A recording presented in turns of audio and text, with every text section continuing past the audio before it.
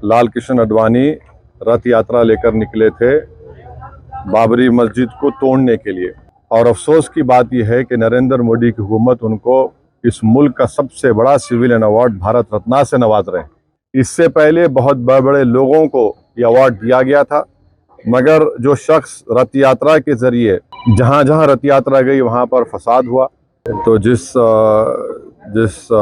महाशय को भारत रत्न से नरेंद्र मोदी नवाज रहे हैं, तो उनका रिकॉर्ड ये है कि जहां कहीं भी वो अपनी रथ यात्रा लेकर गए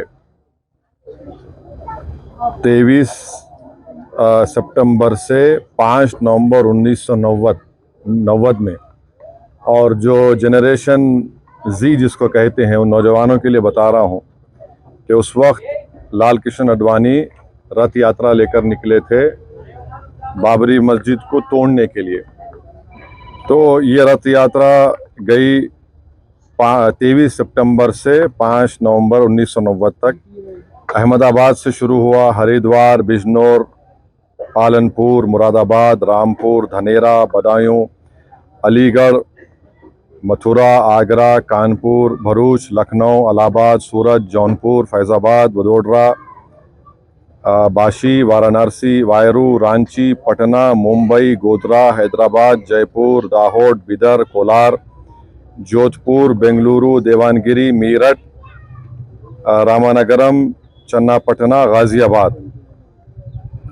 तो उसमें जहां कहीं भी ये इनकी रथ यात्रा गई, बेंगलुरु, कोलार, चन्नापटना में 30 लोगों की मौत हुई फसादात में। देवानगिरी में 1, रामानगरम में 2 नवंबर को 2 लोगों की मौत हुई। बिदर में 7 लोगों की मौत हुई अक्टूबर 5। हैदराबाद में उस वक्त बदतरीन फसाद हुआ हिंदू मुसलमानों का, 30 लोगों की मौत हुई। फिर भारूच में गुजरात में 1 शख्स की मौत हुई 2 नवंबर को। सोमनाथ में से शुरू किए थे ये। तो जहां जहां ये इनकी रथ यात्रा गई, मुजफ्फरनगर में 3 लोगों की मौत हुई, दिल्ली में झड़पें हुई, जयपुर में 47 लोगों की मौत हुई फसादात में अक्टूबर 27 1990 में।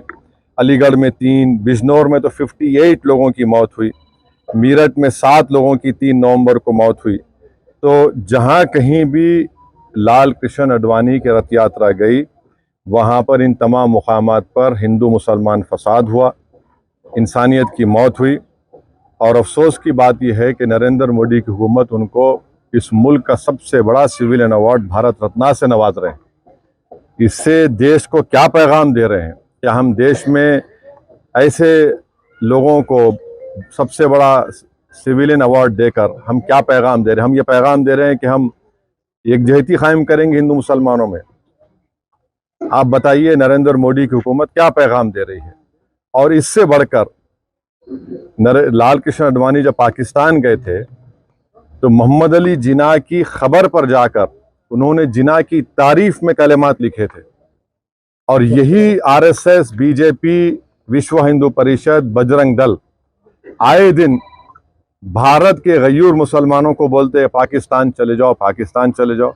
अरे कम से कम तुम अवार्ड देने से पहले ये तो देख लेते कि ठीक है इतने लोग मरे, तुम भूल गए, इतने लोगों की मौतें हुई, बच्चे यतीम हुए, हमारी बहनें चाहे हिंदू हो मुसलमान हो बेवा हो गई, कई घर उजड़ गए।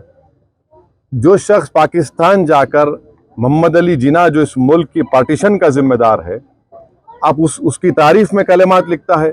नरेंद्र मोदी तो आडवाणी की किताब को कौन सी किताब लिखी गई थी जब जिन्ना के ऊपर, जसवंत सिंह साहब लिखे थे, उस किताब को बैन लगा दिया था क्योंकि वो उसमें जिक्र था। आप ऐसे आदमी को अवार्ड दे रहे हैं जो जिन्ना की तारीफ किया। तो इससे आपका ये सो कॉल्ड नेशनलिज्म दिखता है। हम जो अवार्ड दिया गया है, हम समझते हैं कि ये हमारे अवार्ड की तौहीन है।